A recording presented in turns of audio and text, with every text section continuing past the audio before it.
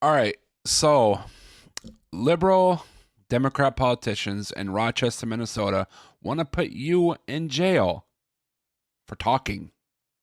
Just talking. Saying bad words. This isn't America.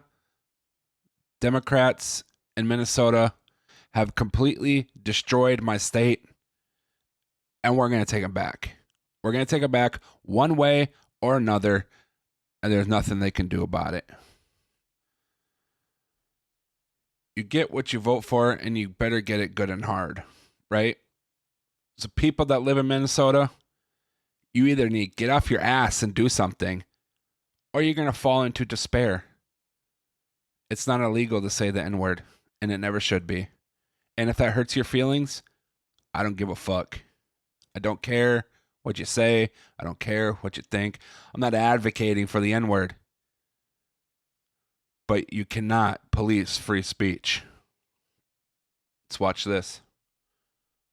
The city of Rochester is going to imprison Shiloh Hendricks for saying nasty things to some Somalis in a park. They saw the words offensive language and thought they had a case. Preposterous. If you can bring yourself to think back to the Obama years, you'll remember that the so-called religious right was relentlessly mocked for making various predictions that, in the eyes of enlightened liberals, couldn't possibly come to pass. The religious right said that Roe v. Wade was not an infallible decision and that it could be overturned. They said gay marriage was an abomination that would pave the way for various forms of child abuse, including the evil of transgenderism. They said religious freedoms would be suspended and that LGBT activists would use the power of government to force Christians to violate their deeply held beliefs. They said that abortion would give rise to a broader culture of death where euthanasia became commonplace, especially in godless places like Canada and California. All of these predictions, of course, have turned out to be right on the money. Absolutely 100% true. It's one thing after another. I've said this, I'd say probably 15 years ago, maybe a little more than that. I don't know, about 15 years ago, maybe a little less than that. They are all doing this so they can one day legalize pedophilia. That's the goal. And if you don't see it, then you're fucking an idiot. You're fucking stupid. That's exactly what this is. Why do you think they're sexualizing 4-year-olds? Oh, my 4-year-old is transgender. No, they're not. You're fucking sick in the head. There is no such thing as transgenderism. All right? No such thing at all. It doesn't exist. It's merely a mental illness. You're born a male or you're born a female. You're not in the wrong body. You're not gender fluid. You're male or you're female. And that's the way you're always going to be, no matter how bad that you want to chop your body up into little pieces until you realize that to be true. All right? You're not transgender. You're sick in the head. That's what you are. Pretty much everyone, regardless of their political affiliation, can see that now. The religious right is owed an apology by many, many people. But there's one prediction of the religious right, one that was endlessly derided for pretty much the entirety of Barack Obama's presidency, that still gets a very bad rap, even though it was also an accurate prediction. And I'm talking about the alleged moral panic about the possibility that Democrats would soon implement a variant of Sharia law in the United States. Now, surely we were told thousands of times, Sharia law in the United States is liberal law. You're not allowed to hurt my feelings. You're not allowed to say things I disagree with. You're not allowed to hold me accountable. You're not allowed to do anything I don't like. And if you do, I want to put you in prison. Where are we? Okay? It's time for people to vote on common sense, to vote based on the Constitution and not on your feelings. Nobody fucking cares how you feel. Nobody. So stop making everything emotional, because it's not. this was a classic example of bigotry and Islamophobia. Barack Obama is supposedly a Christian, after all. How could he or anyone else possibly transform America's legal system into something resembling the Islamic legal code? That was a conspiracy theory, the fact checkers told us. It was a lie concocted by Fox News to brainwash older voters who don't know any better. Even today, many conservatives still hold this view. For many self-described members of the right, it's still unthinkable that America's legal system, easily the most durable and functional system in the West, could one day look a lot like the Sharia courts in, say, Mogadishu. Now, the problem is that for reasons that were never fully explained to the American public, we have imported hundreds of thousands of Somalis into the United States.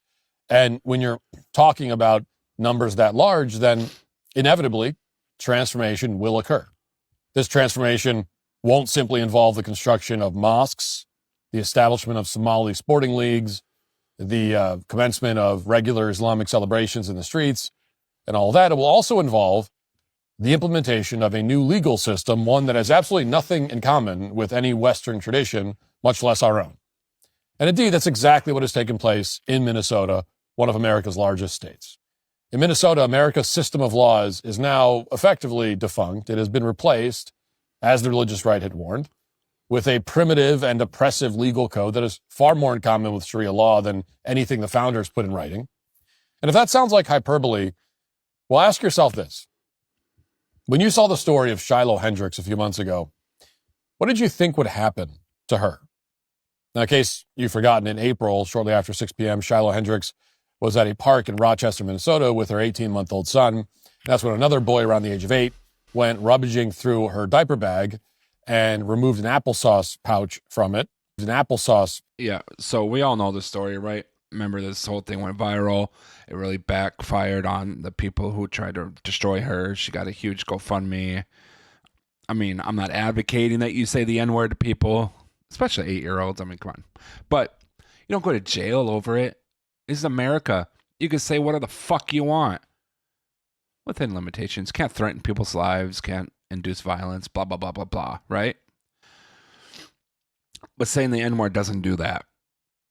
Because people call you the N-word all they want, and there's nothing you can do about it. I don't care how that makes you feel. There's nothing you can do about it. And there's nothing that you should be able to do about it, honestly. What is going on? Pretty soon, you're all going to be in jail for speaking incorrectly to the New World Order. Let's skip ahead here, because this is like, yeah, we all knew the video. We don't need to see it. Somali man who began harassing her afterwards and putting her on camera. Because of that, Shiloh is supposedly guilty of disorderly conduct. And in an attempt to explain these charges, I know what disorderly conduct is. I've been charged with it like 5 times when I was a juvenile. Disorderly conduct is when you're making a scene in public that disrupts other people's lives or threatens people or makes people feel assaulted or unsafe. Saying the N-word doesn't do any of that. It just hurts your feelings. And like I said before, nobody fucking cares how you feel. Nobody. The law isn't there to protect your feelings. Mayor of Rochester, Kim Norton, put out the following statement. And as I read this, we'll put an image of this mayor up on the screen. If you're a podcast listener, if you're listening to the audio, well, it's you know, she looks exactly as a fucking white Karen little bitch. These motherfuckers are the greatest threat to the United States of America, are pieces of shit liberal Karens like this. Absolute trash of a human being. Absolute trash. Just a complete retard. As you would imagine. But here is the statement, quote, "This was a situation that deeply affected many people, especially our communities of color, and caused real turmoil in our community. We acknowledge the lasting impact this incident has had, not only on those directly involved and across our community, but also in the broader conversations happening at the state and national level. These moments remind us of the complexity and far-reaching impacts of situations like this. The city remains committed to staying engaged and proceeding with transparency and care, continuing efforts that support accountability and progress in Rochester." Now, meanwhile, the city added that, quote, "This matter involved a large amount of evidence and required careful consideration of potential charging options across multiple offices. As the legal process moves forward, the city recognizes not only the significant attention and emotion surrounding this case, but also the complex and lasting impact situations like this have on communities of color and our broader community." If you're a homeowner, you need to listen to this. In today's AI, here's how it works. Promo code Walsh. Now, these statements taken together are an admission by the city that Shiloh Hendricks is being prosecuted for political reasons. By their own admission, the city was concerned about the attitudes of various demographic groups before deciding whether to bring a criminal case. Specifically, they were worried about what Somalis thought, and because Somalis were deeply offended, they've decided to suspend the First Amendment effectively in Rochester. Now, before we get into the specifics of the criminal complaint, which is even more of a That's exactly right. We were overtaken by Somalians in the state against our will during the Obama years. They shipped in hundreds of thousands of these disgusting, awful people, to be quite honest with you, who don't assimilate, who don't have anything in common with our culture here in Minnesota. They're just really bad people. Honestly, they're bad people. I don't care what you say. Somalians in the state are horrible, horrible people. They commit crimes. They steal from the government. They steal taxpayer money. They commit fraud. They're awful, awful human beings. And honestly, President Trump needs to come in here and take a dump truck and deport every single one of them. Worse than you're already imagining. It needs to be said that as quickly as possible, Shiloh Hendricks should file a federal civil rights lawsuit against the city of Rochester. The mayor, Kim Norton, should be arrested in the same way that Douglas Mackey was jailed by the Biden administration. You remember that case? They charged Douglas Mackey with committing a conspiracy against rights, meaning that he supposedly conspired to infringe on the right to vote by making a meme.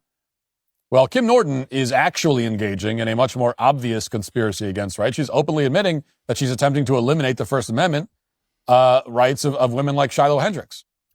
Now, that becomes extremely obvious when you look at this criminal complaint. We'll put that up on the screen here. These are the 3 counts. They're all the same, but they all apply to separate, quote, victims.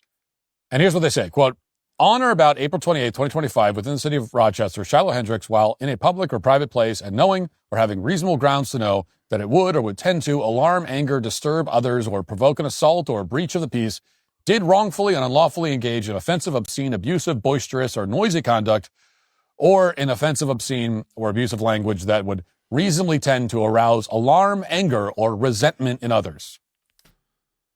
That's simply just not true. That's just simply not how disorderly conduct works.